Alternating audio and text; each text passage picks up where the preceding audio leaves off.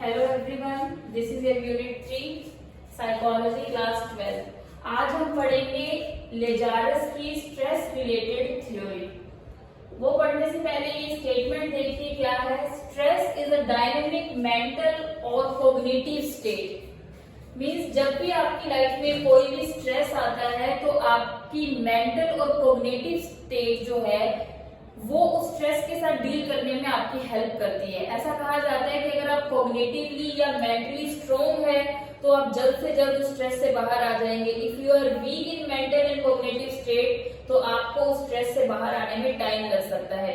इसी स्टेटमेंट को प्रूव करने के लिए लेजारस और उसके कलीग्स ने थ्योरी दी, जिसके अंदर उसने बताया कि आपकी मेंटल या कॉग्निटिव स्टेट्स के अंदर क्या क्या आपकी कैरेक्टरिस्टिक्स हैं, क्या आपके रिसोर्सेज हैं, स्ट्रेसर्स क्या है, कैसे आप स्ट्रेसफुल कंडीशन को असेस करते हैं। ये सारी कॉग्निटिव अप्रेजल्स आपको स्ट्रेसफुल कंडीशन से बाहर आने में हेल्प करती है। तो आइए देखते हैं लेजारस ने स्ट्रेस को किस तरीके से असेस किया। लेजारस ने कहा कि हम स्ट्रेस को दो तरीके से असेस कर सकते हैं।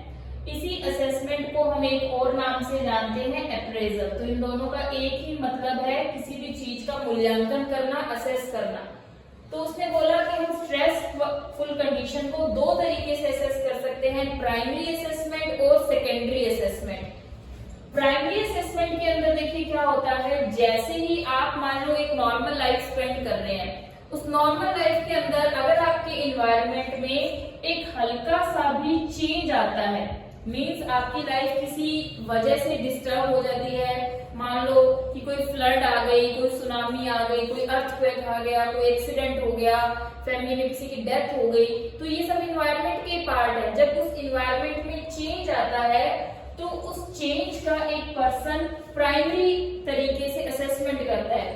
वो असेसमेंट एक पर्सन का पॉजिटिव हो सकता है, न्यूट्रल हो सकता है और नेगेटिव भी हो सकता है। मीन्स कुछ लोग किसी भी स्ट्रेसफुल कंडीशन में पॉजिटिव ही रहते हैं कि जो होता है अच्छे के लिए होता है और स्टेबल रहते हैं। कुछ लोग न्यूट्रल रहते हैं, ना तो पॉजिटिव रिस्पॉन्स करते हैं और ना ही नेगेटिव। और कुछ लोग होते हैं नेगेटिव रिस्पॉन्स वाले। तो नेगेटिव रिस्पॉन्स के अंदर जो कंसिक्वेंसेस होते हैं उसके अंदर पर्सन तीन तरह का असेसमेंट करता है, हार्म, क्रिएट और चैलेंज। हार्म के अंदर एक पर्सन ये असेस करेगा प्राइमरी असेसमेंट में कि भाई जो अभी स्ट्रेसफुल कंडीशन आई है उससे मुझे क्या क्या नुकसान हो सकता है। क्रिएट के अंदर वो ये देखेगा कि इस स्ट्रेसफुल कंडीशन का मेरे फ्यूचर पे क्या इन्फ्लुएंस होगा। और चैलेंज के अंदर वो अपने पास अवेलेबल रिसोर्सेज का यूज करेगा और उस सिचुएशन के साथ लड़ने के लिए तैयार होगा ताकि वो उस स्ट्रेसफुल कंडीशन से बाहर आ जाए। तो ये तो होता है प्राइमरी असेसमेंट। यहाँ पर लेजारस ने एक और असेसमेंट की बात की जो कि है सेकेंडरी असेसमेंट। सेकेंडरी असेसमेंट के अंदर जैसे ही कोई स्ट्रेसफुल कंडीशन आती है, पर्सन उस कंडीशन को कंसीडर ही क्या करता है कि ये सिचुएशन है क्या स्ट्रेसफुल कंडीशन है। जबकि प्राइमरी में तीन तरह के रिस्पॉन्स होते हैं, पॉजिटिव, न्यूट्रल और नेगेटिव। तीनों में से आप किसी भी तरह का रिस्पॉन्स कर सकते हैं।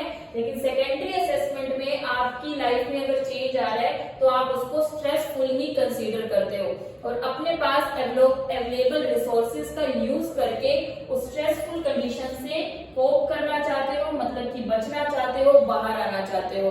तो उसके अंदर आप बहुत सारे रिसोर्सेज का यूज कर सकते हैं, जैसे मैंने यहाँ पर चार्ट बनाया है। आप अपने पास अवेलेबल फिजिकल रिसोर्सेज का यूज कर सकते हैं, पर्सनल रिसोर्सेज का यूज कर सकते हैं और सोशल रिसोर्सेज का यूज कर सकते हैं। जानेंगे कि फिजिकल, पर्सनल और सोशल रिसोर्सेज होते क्या हैं। देखिए अगर आपके पास कोई स्ट्रेसफुल कंडीशन है आपके सामने तो फिजिकल रिसोर्स के अंदर हम ये देखते हैं, जैसे कि मान लो मनी है, कि क्या पैसे से उस स्ट्रेसफुल कंडीशन से बाहर आया जा सकता है। मान लीजिए कि घर में कोई बीमारी आ गई है, हम उसका सेकेंडरी तरीके से इवैल्यूएशन कर रहे हैं, असेसमेंट कर रहे हैं, तो क्या हम उस बीमारी से लड़ने के लिए फिजिकली कैपेबल हैं, क्या हमारे पास इतना पैसा है कि हम उसके ऊपर खर्च कर सके, क्या हमारे पास प्रॉपर मेडिकल केयर है। तो ये रिसोर्सेज होते हैं स्टूडेंट्स, फिजिकल रिसोर्सेज जो एक पर्सन अपनी लाइफ को मैनेज करने के लिए यूज कर सकता है। फिर आता है पर्सनल रिसोर्स कि सेकेंडरी असेसमेंट के अंदर क्या हो सकते हैं कि आपकी खुद की स्किल्स कितनी है, आप खुद कितने एफिशिएंट हैं, और आपका उस स्ट्रेस से बाहर आने का जो कोपिंग स्टाइल है, बाहर आने का जो तरीका है, वो कितना इफेक्टिव है। ये होते हैं पर्सनल रिसोर्स। सोशल रिसोर्स के अंदर आपका नेटवर्क कितना स्ट्रॉन्ग है, आपकी कितने अच्छे कम्युनिकेशन है लोगों के साथ, कितनी बनती है, क्या कोई हेल्पर है आपका आसपास, क्या कोई अच्छा दोस्त है जो आपके लिए अवेलेबल होगा। तो ये सारे रिसोर्सेज जरूरत पड़ने पर हम यूज करते हैं। और कुछ लोग ऐसे होते हैं जो फिजिकली स्ट्रांग होते हैं, सोशली नहीं होते, कुछ लोग सोशली स्ट्रांग होते हैं, पर्सनली नहीं होते, और कुछ ऐसे फॉर्चुनेट पर्सन्स भी होते हैं जो फिजिकली, पर्सनली और सोशली तीनों रिसोर्सेज में A1 होते हैं। तो वो उस स्ट्रेसफुल कंडीशन से बाहर आने में जल्दी कामयाब हो सकते हैं। और जिनके पास इन रिसोर्सेज की कमी होती है उनका स्ट्रेस ड्यूरेशन काफी लंबा चलता है।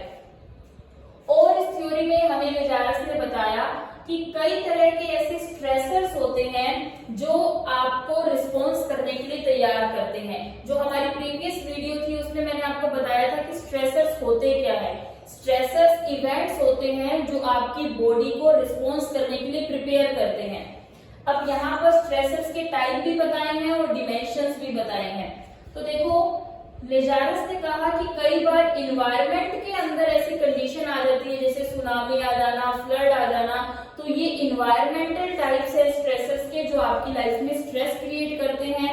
तो इन्वायरमेंटल इवेंट्स या साइकोलॉजिकल इवेंट्स, किसी दुख का हो जाना, रिलेशनशिप का ब्रेक हो जाना, इमोशनली अनस्टेबल हो जाना, डिप्रेशन में आ जाना, एंजाइटी, ये साइकोलॉजिकल टाइप्स है आपके स्ट्रेसर्स के।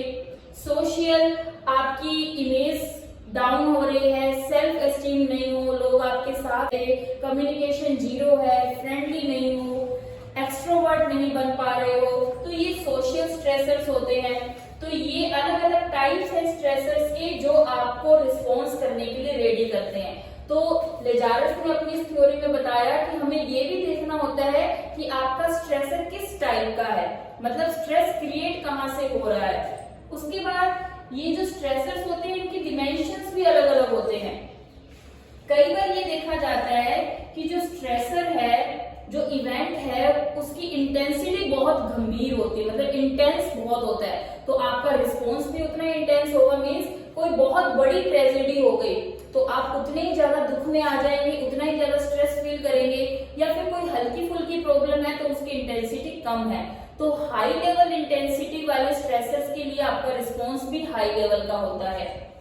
देखा जाता है ड्यूरेशन, अगर स्ट्रेस क्रिएट करने वाली कंडीशन लंबे समय तक आपकी लाइफ में रहती है तो आप लोग ज्यादा इफेक्टिव होते हैं, और अगर कम समय के लिए है तो आप जल्दी उससे बाहर आ जाते हैं।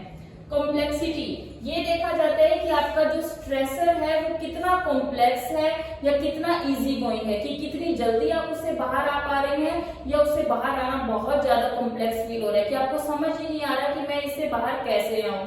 कुछ ऐसे स्ट्रेसर्स भी होते हैं जिनके बारे में हम प्रिडिक्टेबिलिटी के बारे में भी बात कर सकते हैं, जैसे कि कुछ ऐसे स्ट्रेसर्स कि अगर आप उन्हें पहले से डिफाइन कर लो कि ऐसा कुछ होने वाला है, तो कुछ स्ट्रेसर्स प्रिडिक्टेबल होते हैं जिनके बारे में पहले से पता लगाया जा सकता है। तो अगर आपको पता है कि ऐसा कुछ होने वाला है तो आप अपने आप को पहले से रेडी रख सकते हैं। लेकिन कुछ ऐसे स्ट्रेसर्स भी होते हैं जिनके बारे में प्रिडिक्शन नहीं की जाती, तो उस वजह से जब वो अचानक से आपकी लाइफ में आ जाता है कोई स्ट्रेसर, तो उससे स्ट्रेस ज्यादा होता है। इन सभी के बीच में वो पर्सन जो इस स्ट्रेसर्स को झेल रहा है, फेस कर रहा है, उसकी भी कैरेक्टरिस्टिक्स बहुत ज्यादा मायने रखती है।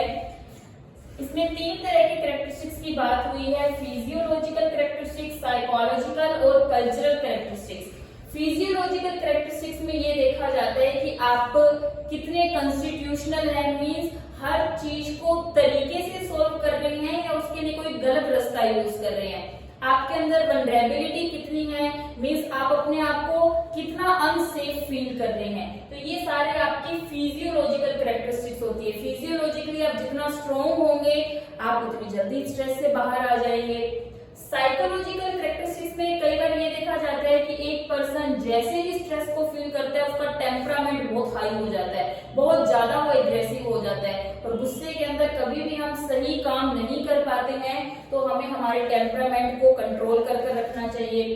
तो इस तरह से टेम्परामेंट, मोटिवेशन आपके अंदर कितना है स्ट्रेस से लड़ने के लिए, वो आपकी साइकोलॉजिकल कैरेक्टरिस्टिक्स होती है।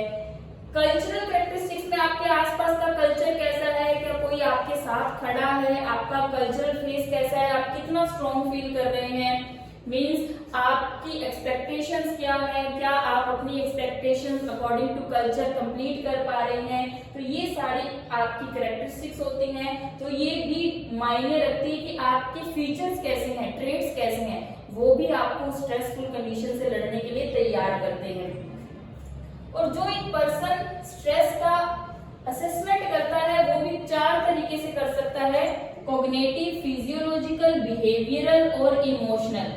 जो आपका कॉग्निटिव असेसमेंट होगा उसके अंदर आप सही तरीके से अपना दिमाग लगाएंगे कि क्या पास्ट में हुआ, क्या आपके एक्सपीरियंसेस थे, आप अपनी मेंटल एबिलिटीज का यूज करोगे, मेमोरीज का यूज करोगे, उन्हें एनालाइज करोगे, मैनिपुलेट करोगे और जानने की कोशिश करोगे क्या, कब और कैसे हुआ, कैसे मैं बाहर आ सकता हूँ। तो इस तरह के असेसमेंट को हम बोलते हैं कॉग्निटिव असेसमेंट।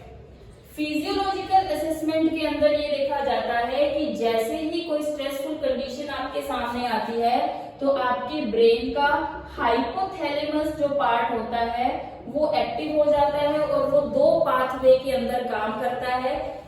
सबसे पहले पाथवे के अंदर वो क्या काम करेगा कि आपके अंदर जो बॉडी में एड्रिनल ग्लैंड है उसको एक्टिवेट करेगा और एड्रिनल ग्लैंड आपके ब्लड के अंदर एपिनेफ्राइन और नॉर एपिनेफ्राइन जैसे हार्मोन सीक्रेट करता है, जिससे क्या है कि आप लोग उस स्ट्रेसफुल कंडीशन के साथ फेस टू फेस रिस्पॉन्स के लिए रेडी हो जाते हैं।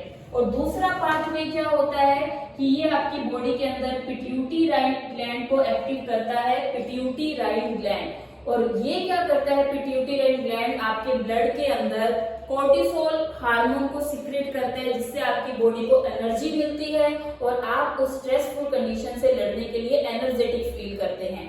तो ये हो गया फिजियोलॉजिकल असेसमेंट। बिहेवियरल असेसमेंट के अंदर क्या होगा कि एक पर्सन क्या करेगा, अपने बिहेव को एनालाइज करेगा, अपने आप को तैयार करेगा उस स्ट्रेसफुल कंडीशन से निपटने के लिए। इमोशनल असेसमेंट के अंदर कई लोग उस चीज को गुस्से से लेते हैं, कई लोग उस चीज से डर जाते हैं बहुत ज्यादा, कुछ लोग मुस्कुराते हैं, कुछ लोग न्यूट्रल रहते हैं, मीन्स उनके इमोशंस में चेंजेस देखे जाते हैं। और बिहेवियरल असेसमेंट में ये भी हो सकता है कि आप लोग उस सिचुएशन से ही भाग जाए, ठीक है, आप अपने बिहेव को पूरी तरह से चेंज कर लें। तो अपने इस चार्ट के अंदर लेजारस ने हर वो चीज बताने की कोशिश की है कि जब भी एक स्ट्रेसफुल कंडीशन आती है तो उसके रिसोर्सेज क्या होते हैं, किस किस तरीके से आप उसका असेसमेंट करते हैं, प्राइमरी या सेकेंडरी, जो पर्सन उस स्ट्रेस से निपट रहा है उसकी कैरेक्टरिस्टिक्स क्या होती है, स्ट्रेसर्स क्या हैं, उनके टाइप्स क्या हैं, स्ट्रेसर्स के डिमेंशंस क्या है, और आप एक स्ट्रेस को किन 4 तरीकों से असेस कर सकते हैं। So this is a very important theory given by Lejaras on the topic stress.